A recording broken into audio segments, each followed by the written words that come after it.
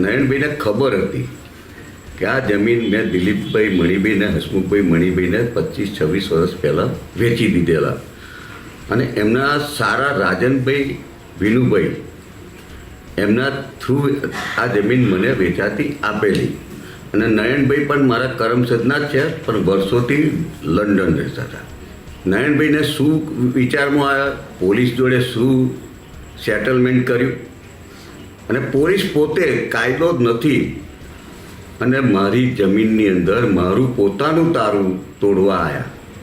જે આજે મેં હમણાં ટીવી ઉપર જોયું કે પોલીસે ખાલી મારી જોડે વાતો કરતો વિડીયો મૂક્યો છે. હકીકત પોલીસ પોતે તારું તોડાવવા માટેનો જે વિડીયો ઉતારવો જોઈએ એ પબ્લિકમાં નથી બતાવ્યો અને આજે પણ તારાને હથોડી મારતું તારું ત્યાં છે. અને જે નયનભાઈ ખોટું બોલે છે, જમીન મને વેચી દીધેલી છે. કોઈએ અજાણ્યા ઈસમોએ ઓરડી બનાવી છે, તેમનો બોર્ડ લગાવેલ તોડી નાખ્યો છે અને તાળું મારેલ છે એવી ફરિયાદ આપી. એ ફરિયાદના કામે અમે પંચો સાથે ફરિયાદી સાથે જગ્યા ઉપર પંચનામું તથા બીજી તપાસમાં જે નિવેદનો મેળવવાના હોય એ કામે અમે તપાસમાં ગયેલા.